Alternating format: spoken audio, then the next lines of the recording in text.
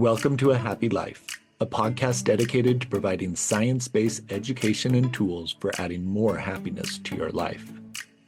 Hi, everyone. I am Dr. Joshua Swift, professor of psychology at Idaho State University, licensed clinical psychologist, and author of Becoming Happy, a guide to self-care and holistic well-being. On today's episode, we're going to talk about volunteering and charitable giving. But before we get started, let me just remind you to hit subscribe or follow below so you never miss any of our future episodes. And please share with others. Now, as I was thinking about the topic for our episode today, I was reminded of my time living in Taiwan. In 2022, my family and I lived there as I completed a visiting professor position at National Taiwan Normal University. Many of the people on that island often went out of their way to provide us with assistance and help while we were there. I remember in particular the first time we were trying to navigate the subway system in Taipei.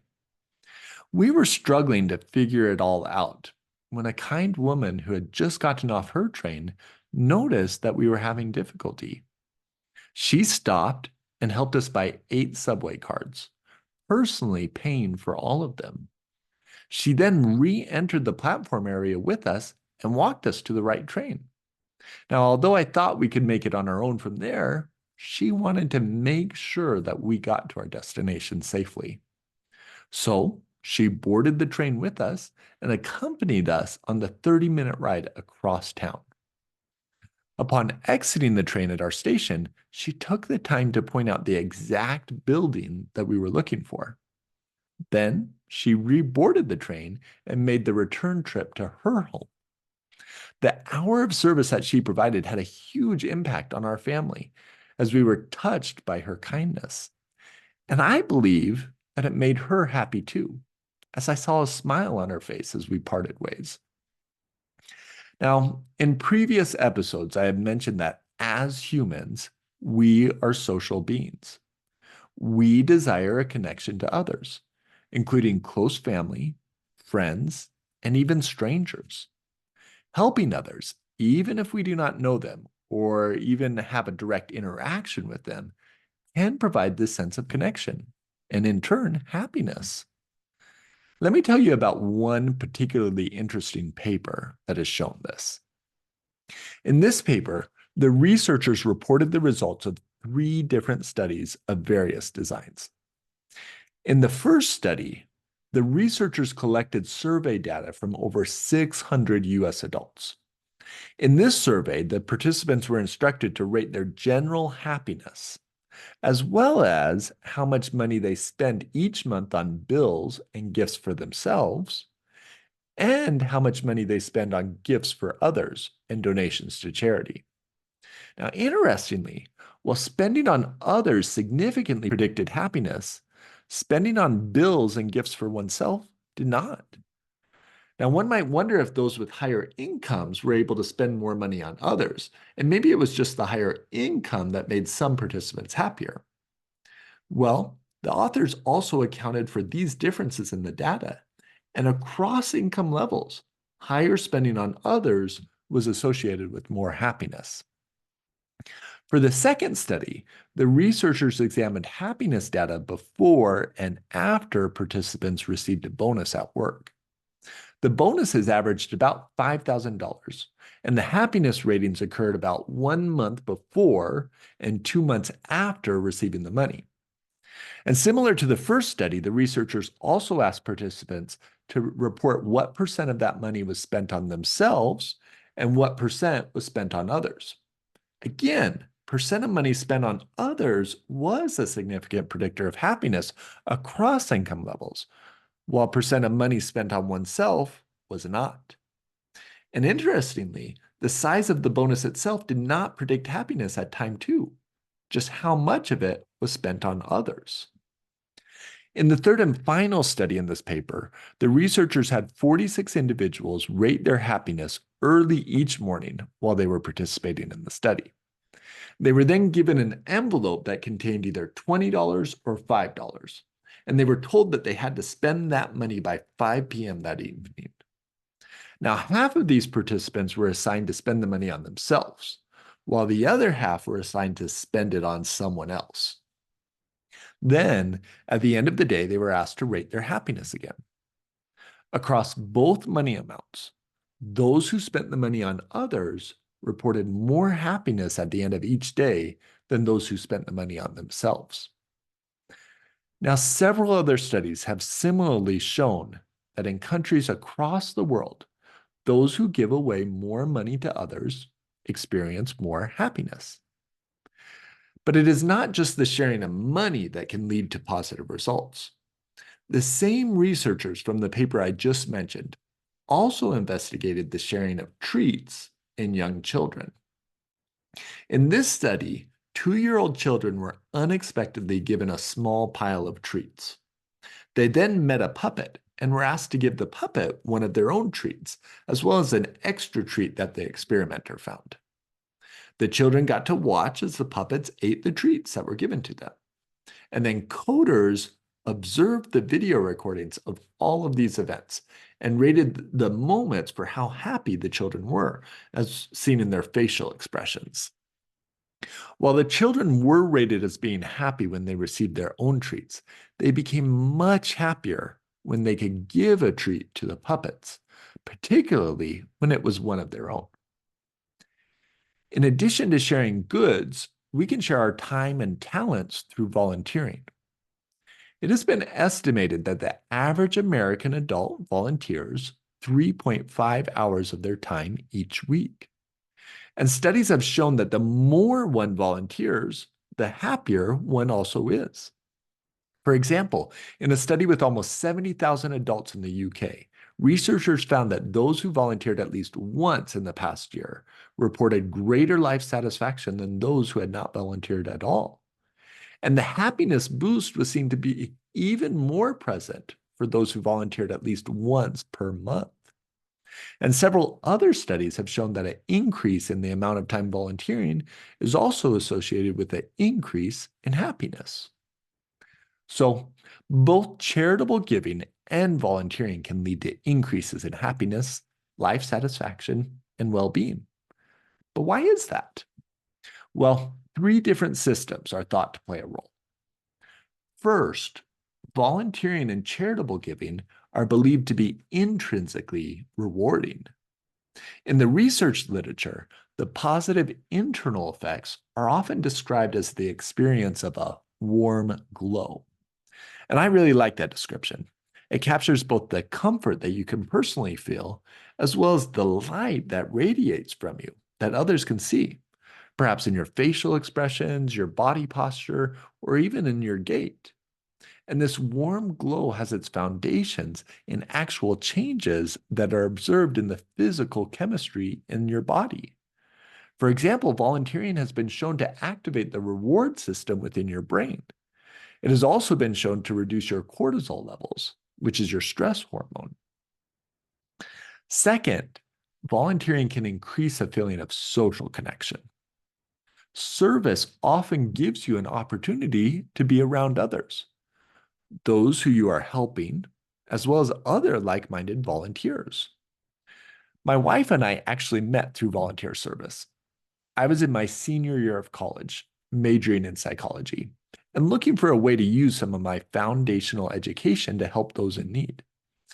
Through a service fair at my school, I came across the mental health crisis helpline for our community.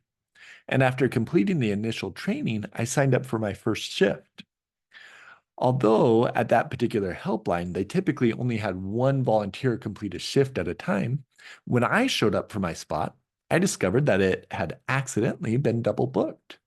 My future wife, who was also in her senior year, had begun volunteering for crisis helplines when she was in high school in Seattle, and she continued that service as she went off to college.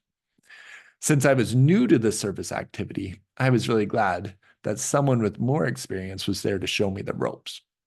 And as I got to know her during that 2-hour shift together, I knew she was the one for me.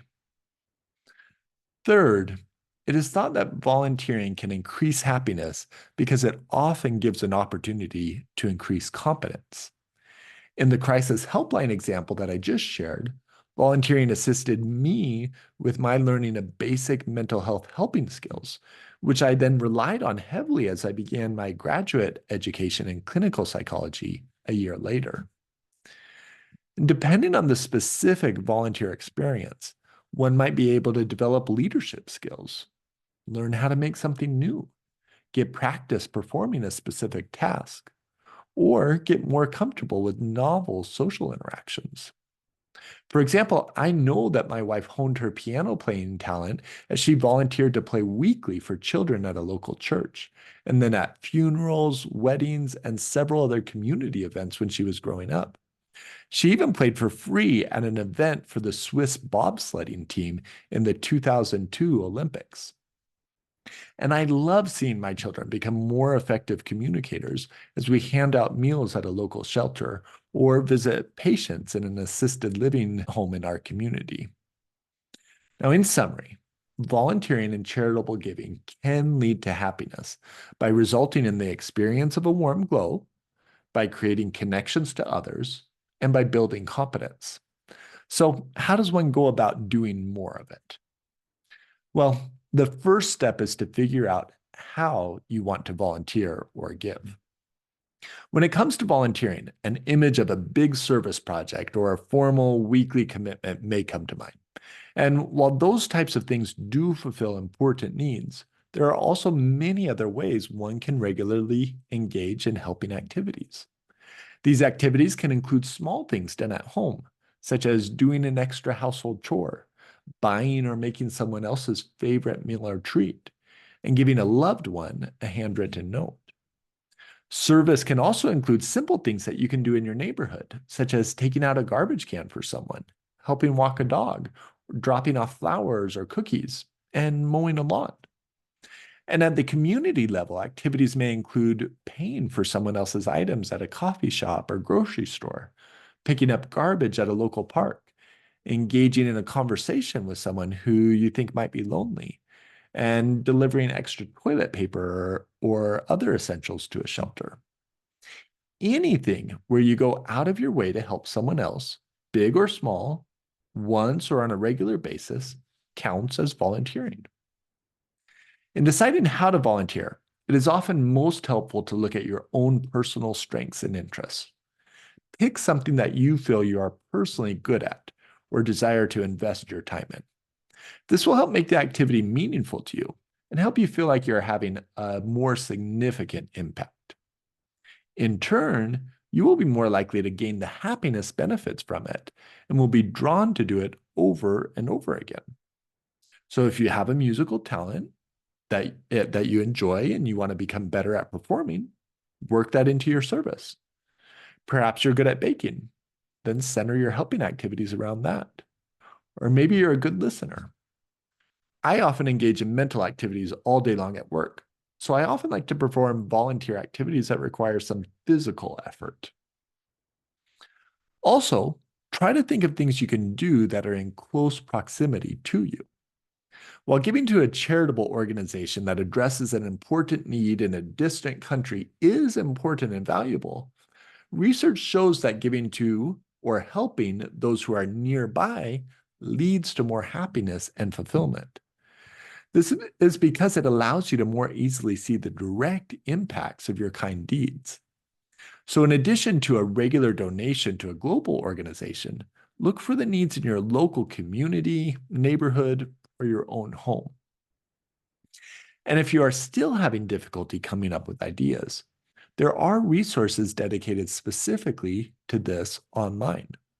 JustServe.org is a website dedicated to posting service opportunities in local communities. You just have to enter in your zip code, and several large or small activities should pop up. Or if you need help with something, you can personally post an activity to the website and give others a chance to serve. There are also several online websites for learning about different charities that you can donate to. These websites can provide information about the purpose and mission of the organizations, as well as details about how much of the donated money goes directly to the cause. Once you figure out what you want to do, the second step is to just make a commitment to regularly engage in the helping activities. This can be a standing commitment you make to do a certain activity over and over again. But it can also include developing a habit of identifying and fulfilling the small needs of those around you. Remember, the research shows that the more often you can volunteer or give, the happier you will be. So small or large, just try to do it often. Also, as you give or perform acts of service, it is important that you are doing them out of an internal desire to help. Research has shown that in order for the volunteering or charitable giving to produce the most happiness, you have to have a personal desire to engage in the activity. In other words, your attitude is important. If you are just doing it because someone is making you, or you feel like there is an expectation, then you likely will not get much satisfaction out of it. But, as I mentioned earlier, by engaging in the activities that you care about and that you believe you are good at, you can help bring more happiness to others and feel more personal joy in return. Well, thank you for joining us today on A Happy Life. I hope you enjoyed the conversation. If you haven't done so already, please hit subscribe or follow below to receive notification for all of our future episodes. And please share with others. Take care until next time.